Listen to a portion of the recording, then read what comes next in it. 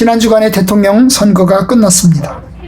어떤 이들은 내가 찍은 사람이 대통령이 되어서 기쁨을 가지면서 여기저기 문자를 돌리면서 참 기쁘다고 이런 사람도 있습니다.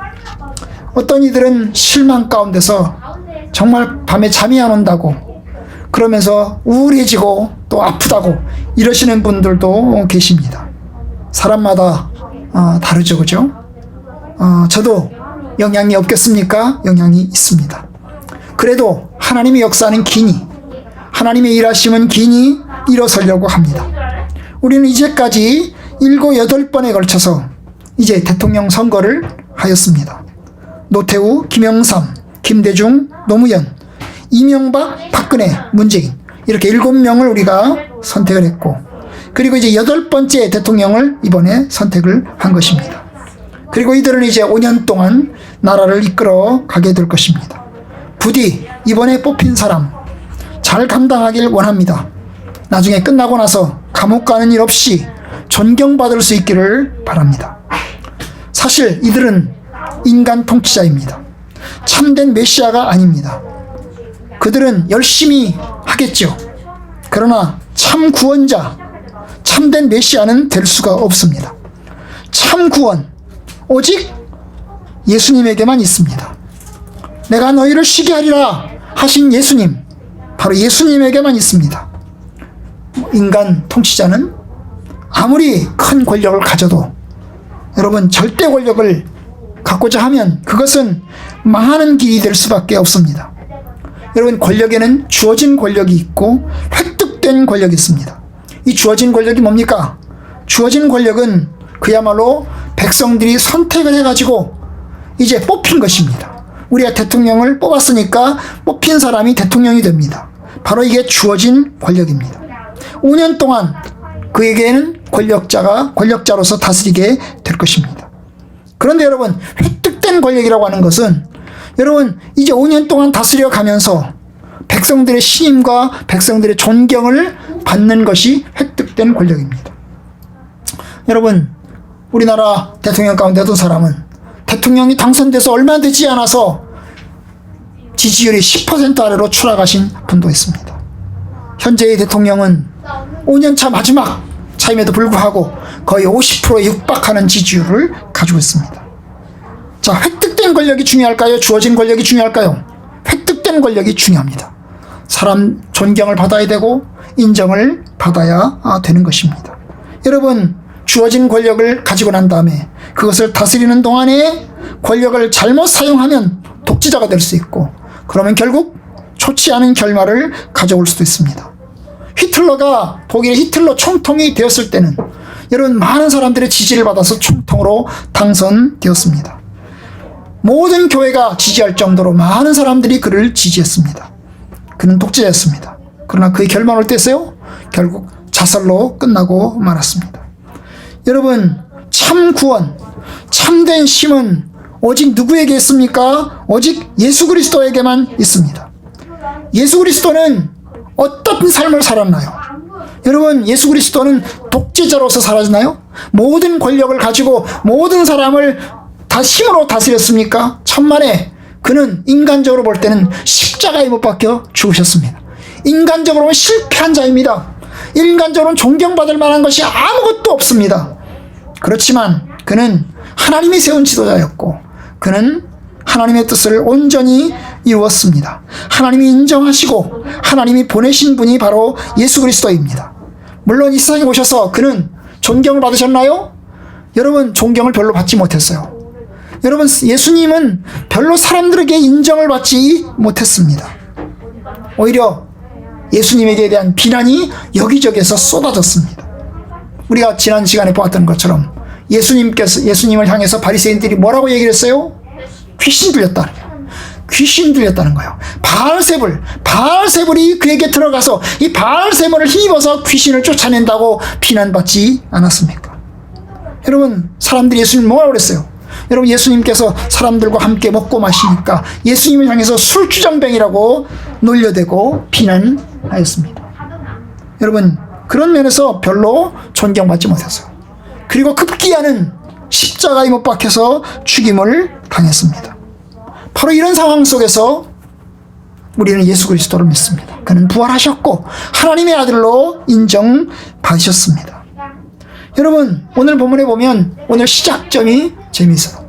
예수님께서 이 세상에 오셨지만 존경받지 못하고 인정받지 못한다는 것을 표현하는 말씀이 있습니다. 20절, 예수께서 권능을 가장 많이 행하신 고울들이 회개하지 아니했다고 했어요. 여러분, 예수님께서 가는 곳마다 귀신 들린 사람을 내쫓고 아픈 사람을 고치셨는데, 이 귀신 들린 사람을 내쫓고 아픈 사람을 고친 그 마을 사람들이 다 예수 그리스도를 추종하고 예수 그리스도를 따랐느냐, 그 말입니다. 그렇지 않았다는 거예요. 오늘 이 말씀 가운데 보시면 마을이 3개가 나옵니다. 21절, 화 있을진저 고라시나, 화 있을진저 베세다야. 그 다음에 23절, 가버나우마. 여러분, 이 3개의 마을이 나와요. 고라신, 베세다, 그리고 가버나움. 전부 다 갈릴리 지역에 있는 마을입니다. 이 중에서 여러분, 이 가버나움은 23절에 나오는 가버나움은 예수님께서 공생애를 시작하시면서 이주하셨고 그가 살았던 3년 동안 지냈던 마을입니다. 거기다가 방을 얻어가지고 거기서 집을 얻어가지고 거기서 생활하셨어요. 그걸 기점으로 해서 그 마을 사람들에게 전도하고 그걸 기점으로 해서 갈릴리 여기저기를 돌아다니면서 하나님의 말씀을 전했어요. 그 가버나움에 있는 그의 집에 사람들이 많이 찾아와서 사람들이 병고침을 받았습니다. 여러분, 바로 그것이 가버나움이에요. 베세다, 여러분, 베세다는 베드로의 고향입니다. 여러분, 이 베세다에서 베드로, 그 다음에 이제 3명의 제자가 바로 이 베세다 출신들이에요. 그런데 여러분, 이 베세다 역시 갈릴리의 가버나움에서 좀 더 북쪽으로 올라가면 있는데 바로 이 베세다 마을 사람들도 역시 예수 그리스도의 기적을 보았습니다. 그럼에도 불구하고 일부의 사람만 예수 그리스도를 따랐고 대다수의 사람들은 따르지 않았어요. 고라신, 여러분, 고라신은 정확히 어느 마을인지 알 수 없어요. 그러나 이 마을 역시 여러분, 예수 그리스도의 기적을 폭넓게 경험한 마을입니다.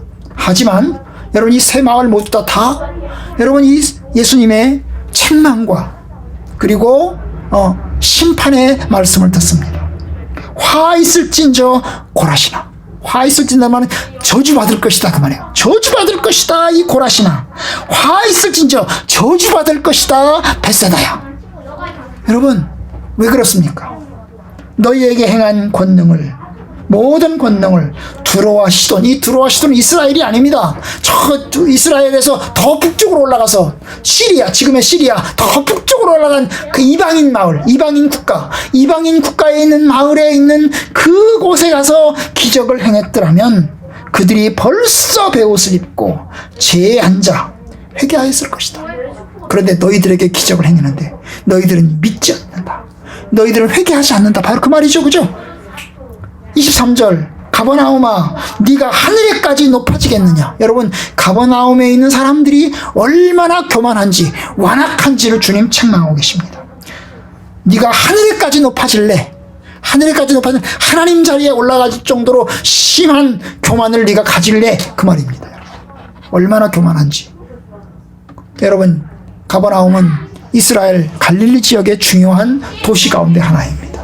거기에 군사도시였고 여기에 경제도시였고 엄청나게 부강한 마을이었습니다.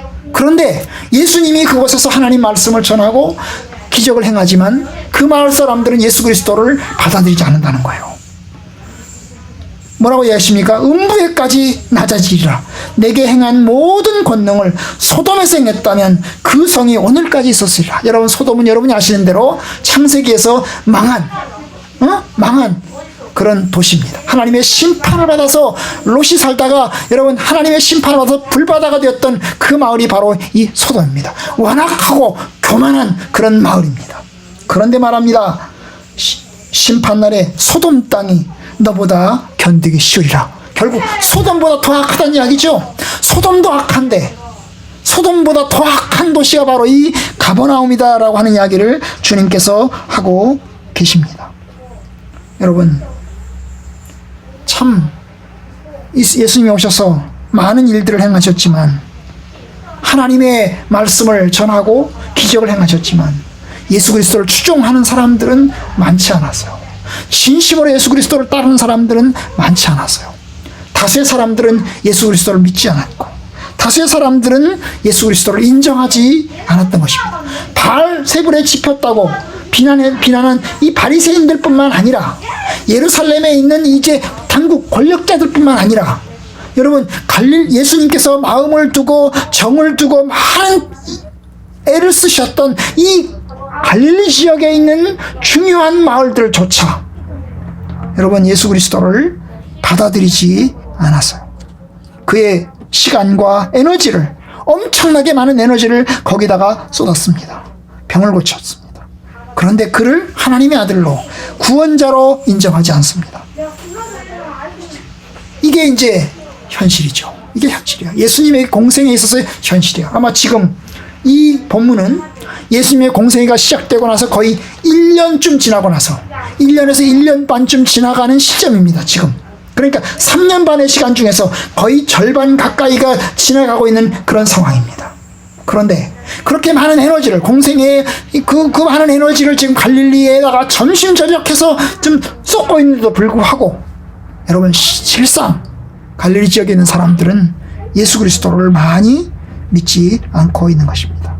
우상 숭배하는 이방인들보다 선택받았다고 하는 하나님의 자녀로 선택받았다고 하는 이 이스라엘의 마을들이 예수 그리스도를 받아들이지 않는 것입니다.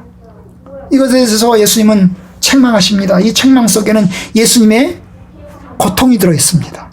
슬픔이 그 속에 들어있어요. 화만 나시겠어요? 내가 사랑하는데, 내가 아끼는데, 내가 정말로 아끼고, 내가 정말로 사랑하는데, 그럼에도 불구하고 거절하니, 여러분, 얼마나 많은 기쁨과 괴로움과 고통을 가졌겠습니까? 여러분, 우리는 어떨까요? 하나님의 기적이 우리를 하나님께로 더 가까이 나아가게 합니까? 아니면 그냥 무감각하고 형식적으로 신앙생활을 하게 합니까? 여러분, 우리는 어떻습니까? 여러분, 우리에게 주신 하나님의 은혜가 있어요. 그 많은 하나님의 은혜들을 경험하면서 이제 점점 우리가 망각해져 가는 것은 아닌가 생각하게 됩니다. 그런데 그는 이런 힘든 상황 속에 여러분 주께서 이제 기도하십니다. 25절 그때에 예수께서 대답하여 이르시되 천지의 주제이신 아버지여 이것을 지혜 없고 슬기 있는 자들에게는 숨기시고 어린아이들에게는 나타내심을 감사하나이다. 여러분, 주님이 하나님을 향해서 기도합니다. 사람들이 예수 그리스도를 배척한 상황에서, 예수 그리스도를 믿지 않는 상황에서 예수님은 많이 힘든 시간이지만, 많이 괴롭고 고통스러운 상황이지만, 슬픔의 상황이지만 그 속에서 주님은 기도하십니다. 뭐라고 기도해요? 천지 주제이신 아버지요 이것을 지혜롭고 슬기 있는 자들에게는 숨기시고 어린아이들에게는 나타내심을 감사하나이다. 오히려 주님이 감사 기도를 하고 있는 것을 보게 됩니다. 하나님 감사합니다. 하나님 감사합니다. 그의 마음은 힘들고 그의 마음은 좌절스럽고 그의 마음은 고통이 가득 차 있지만, 염려가 가득 차 있지만, 그 사람들을 사랑하는 번민이 가득 차 있지만 하나님께 감사합니다. 외로움 속에서, 고통 속에서 하나님께 감사하는 것입니다. 뭘 감사합니까? 뭘 감사해요? 이것이라고 하는 것은 예수님이 하나님의 아들 되신 것을 드러내는 것을 이야기합니다. 예수님께서 하나님의 아들 되신 것을, 바로 그 메시아 된 것을, 바로 그걸 이야기하는 거예요. 이것을 지혜롭고 슬기 있는 자들에게는 숨기시고, 이 지혜롭고 슬기 있는 사람, 세상적으로 말하면 똑똑하고 그 다음에 지혜롭고 잘난 사람들, 그 사람들에게는 그들의 눈을 감겨서 보지 못하게 하시고, 어린아이들에게는, 어린아이라는 말은 실제적 문자적인 어린아이뿐만 아니라 어린아이와 같은 사람들, 그야말로 조금 무식하고 좀 지혜도 좀 모자라고 여러 가지로 부족한 사람들에게는 뭐예요? 나타내신 것을 감사하나이다. 그러니까 여러분, 이 말씀을 보시면 아주 예수님을, 그 당시에 권력자들, 지도자들, 이런 사람들은 예수 그리스도를 받아들이지 않았고, 그야말로 어떤 사람들, 그냥 평범하면서도 약간 서민층, 이런 사람들이 예수 그리스도를 따랐다는 것을 보게 됩니다. 여러분, 바로 그런 거예요.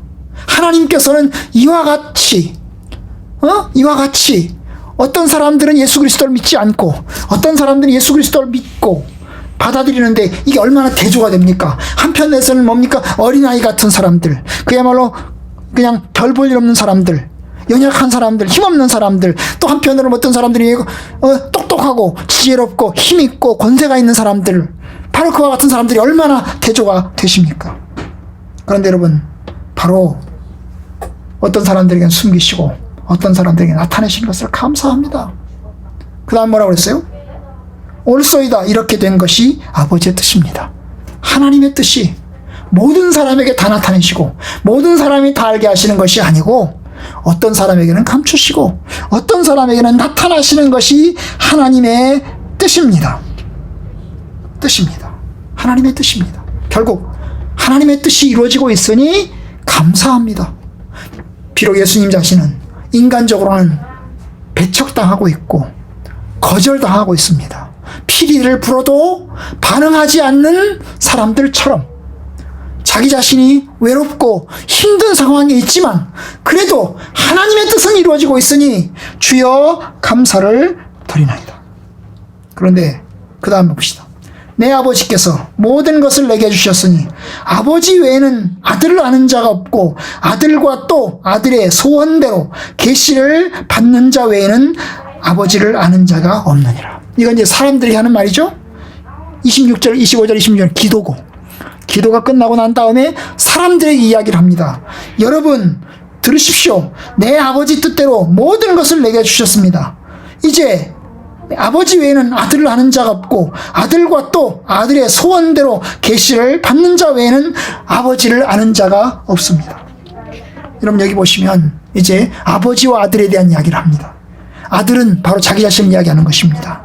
나는 아들이죠. 하나님의 아들입니다. 그런데 그 아들, 아버지는 누굽니까? 하나님이죠. 역사의 주관자이신 하나님, 이스라엘의 여호와 되시는 하나님, 그 하나님 아버지. 그런데 여러분, 내 아버지께서 모든 것을 내게 주셨다. 예수님 자신이 얘기하는 거예요. 여러분, 하나님께서 나에게 모든 것을 주셨다. 예수님이 그렇게 주장하십니다. 그렇기 때문에 아버지 외에는 아들을 아는 자가 없고, 아버지와 아들이 어떤 관계입니까? 아들을 인정하는 사람은 누구예요? 하나님 아버지라는 거죠. 예수 그리스도를 메시아로 참 인정하는 사람은 누구라는 거예요? 바로 하나님이라는 겁니다. 사람들은 다 몰라줘도 오직 하나님만이 아신다는 겁니다. 그리고 또한 아들과 또 아들의 소원대로 계시를 받은 자 외에는 아버지를 아는 자가 없느니라. 여러분, 아들이 아버지를 알고 아버지가 아들을 압니다. 이 말이 의미하는 게 뭡니까? 주님은 사람들의 여론에 좌우되지 않는다는 거예요. 사람들이 자기를 지지하냐, 얼마나 지지하고 자기를 얼마나 따르냐에 별로 영향받지 않는다는 거예요. 왜냐? 나를 알아주는 분이 아버지면 됐고, 그죠? 나를 알아주시는 분이, 나를 온전하게 알아주는 분이 아버지면 됐다는 거예요. 아버지도 마찬가지죠. 아버지도 이 세상 모든 사람들이 다 알아준다고 해서 아버지께서 더 영광 받으시는 게 아니라는 거예요. 오직 뭐예요? 아들에게서 영광 받으면 된다는 거예요. 이게 여러분 하나님과 예수 그리스도와의 관계십니다. 사람들이 예수 그리스도를 많이 안다고 해서 예수의 가치가 더 올라가는 게 아니라는 거예요. 여러분, 사람들의 지지라고 하는 것은 변합니다. 대통령 선거를 하면서 지지했잖아요. 그 지지라고 하는 것은 변하는 것입니다. 그를 지지해서 뽑았지만 또 언제는 싫어져가지고 욕을 할 때도 있지 않겠습니까? 그죠? 사람들의 믿음이라고 하는 것은 변합니다. 그런데 여러분, 변치 않는 게 뭐예요? 오직 하나님과 아들, 아버지와 아들, 이것은 누가 뭐라고 해도 변치 않는다는 거예요.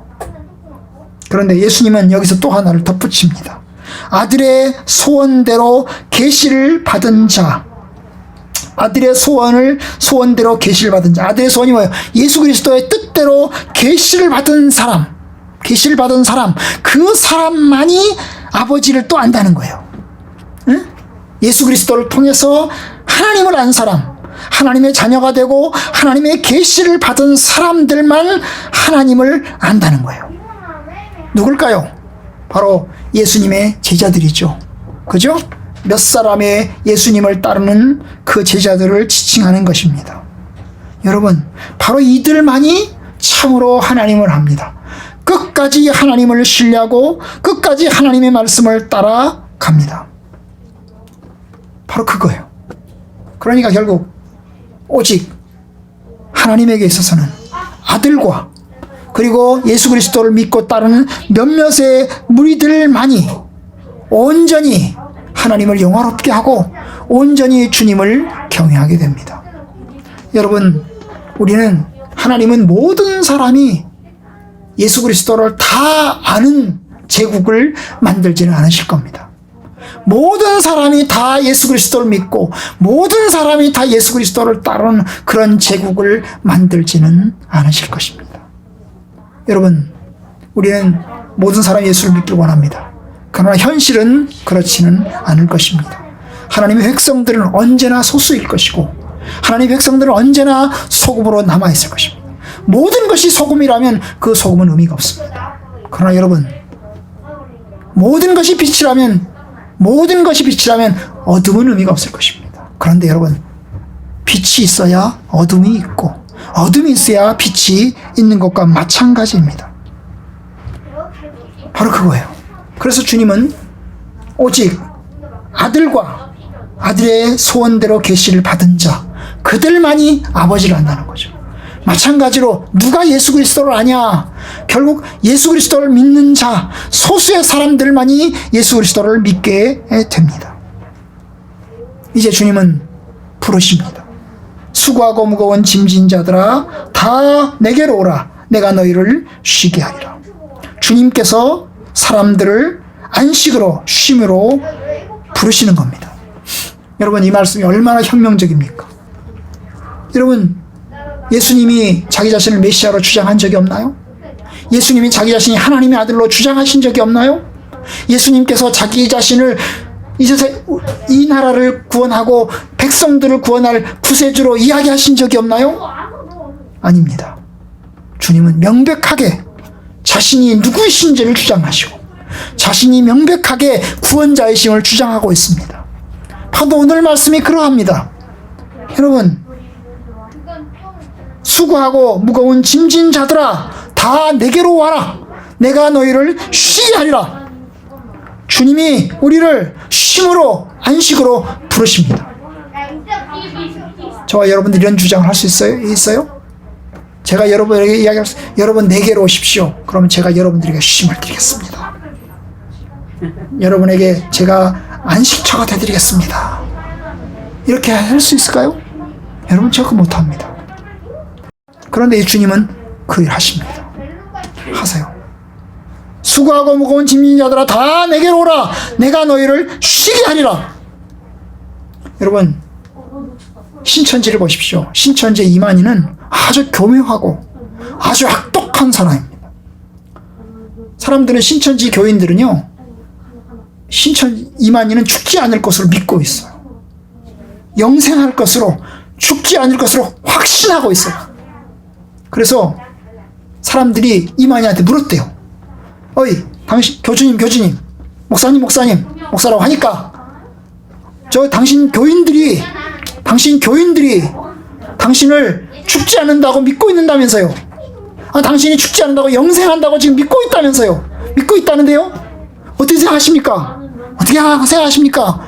그랬더니 이 사람 뭐라 했을까요? 그래요? 그렇게 생각해 주니 고맙네요.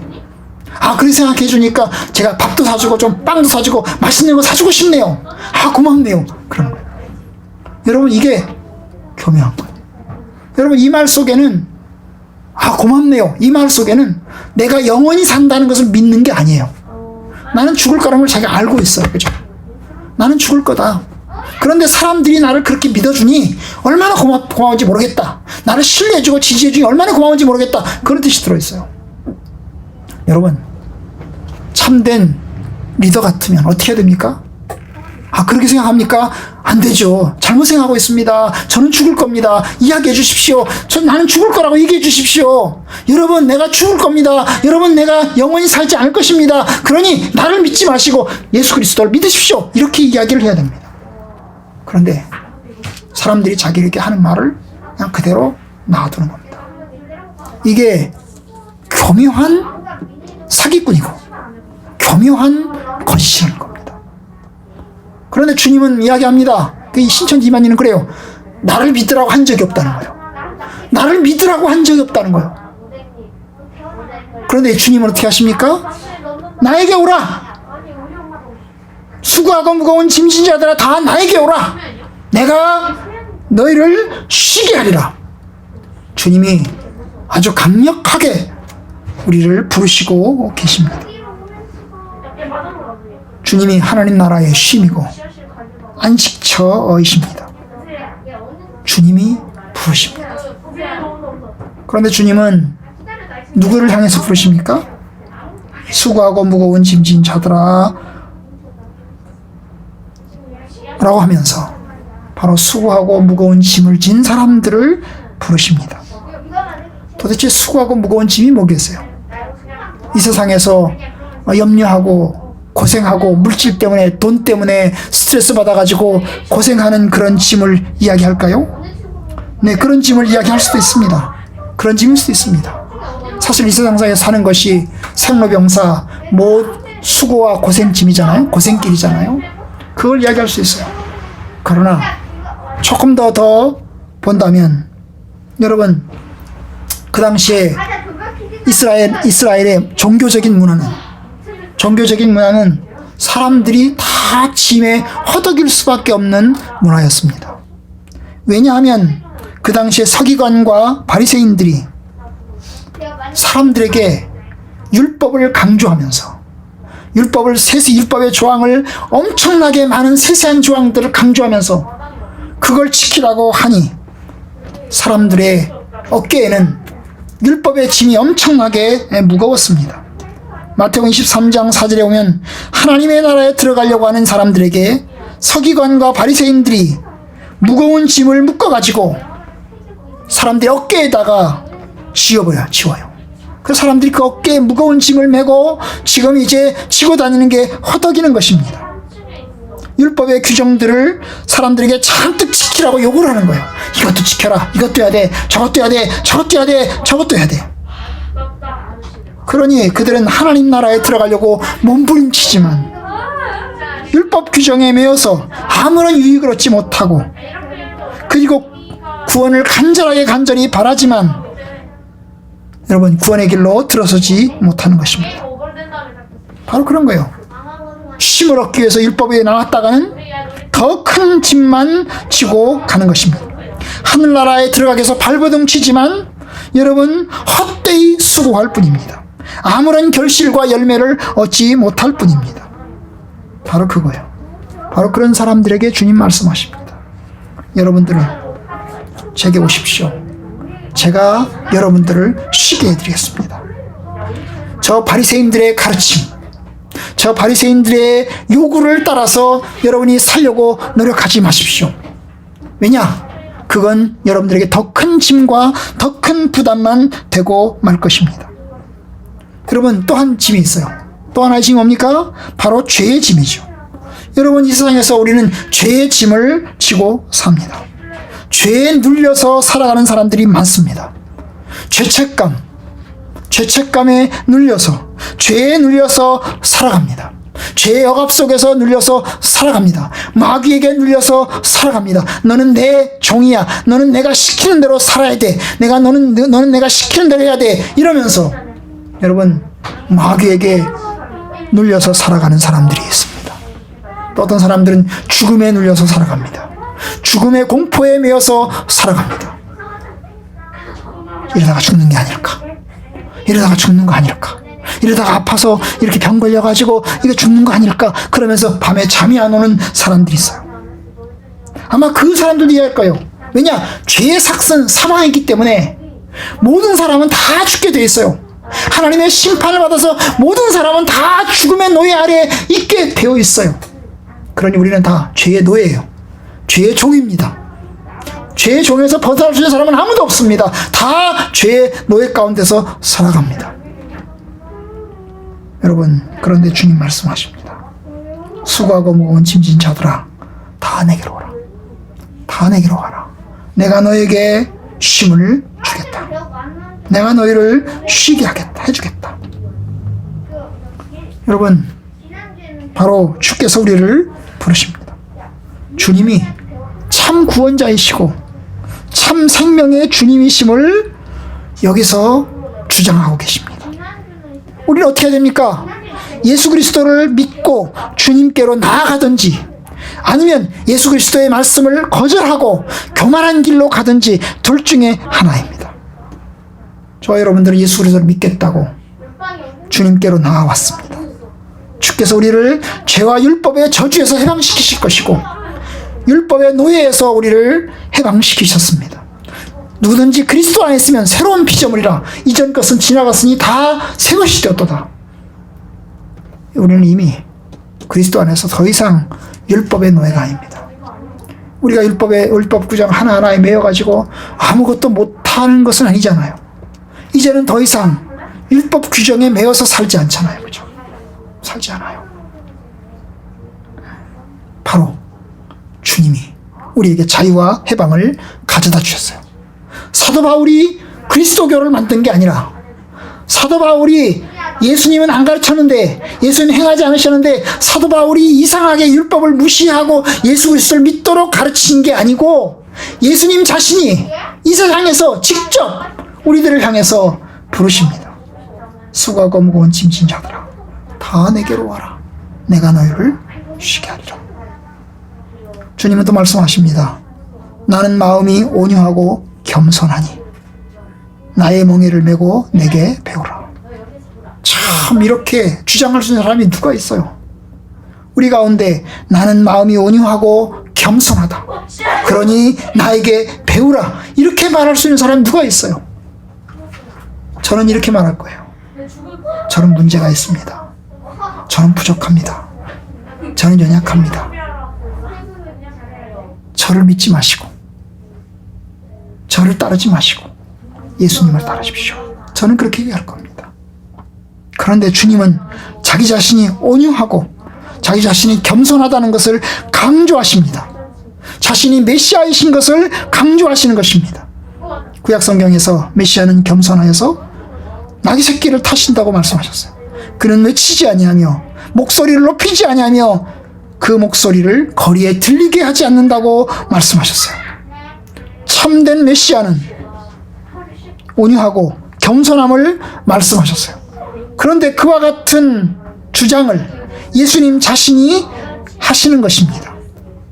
여러분, 나는 마음이 온유하고 겸손하니 내게 배워라. 내게 배워라. 여러분, 그렇습니다. 예수 그리스도는 참으로 우리가 배울 만하고 따를 만하고 본받을 만한 분이십니다. 사실 그 당시에 온유와 겸손은 여러분 사람들이 숭상하는 것이 아닙니다.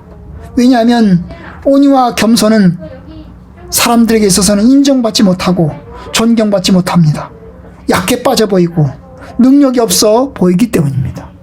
그래서 사람들은 신뢰하지 않아요. 오히려 용감하고 용맹하고 씩씩하고 능력이 있어 보여야 하는 것입니다. 그렇잖아요? 이번에도 민주당에서 이제 이낙연 전 총리가 후보가 되지 않고 이재명 씨가 후보가 된 이유가 뭐예요? 이낙연 씨는 좀 약해 빠져 보이거든요. 좀 능력이 없어 보이거든요. 그렇죠? 응? 나는 강하다. 나는 세다. 그래서 이게 세야 되는데 안 세 보이거든요. 그런데 여러분, 참된 리더는 어떤 면에서는 온유하고 겸손해야 하는 것입니다. 주님에게는 이것이 큰 제목입니다. 주님 말씀하십니다. 나의 멍에를 메고 내게 배우라. 여러분, 멍에를 메면 겸손해지고 온유하게 됩니다. 여러분, 멍에를 메면 온유해지고 겸손하게 됩니다. 주님 말씀하십니다. 나는 온유하고 겸손하니 너희들도 나처럼 온유하고 겸손하길 바란다. 그런데 나처럼 온유하고 겸손하려면 어떻게 되냐? 나의 멍에를 메야 된다는 거예요. 여러분, 멍에라는 게 굴레죠. 동물을 이제 훈련시키기 위해서 씌우는 것입니다.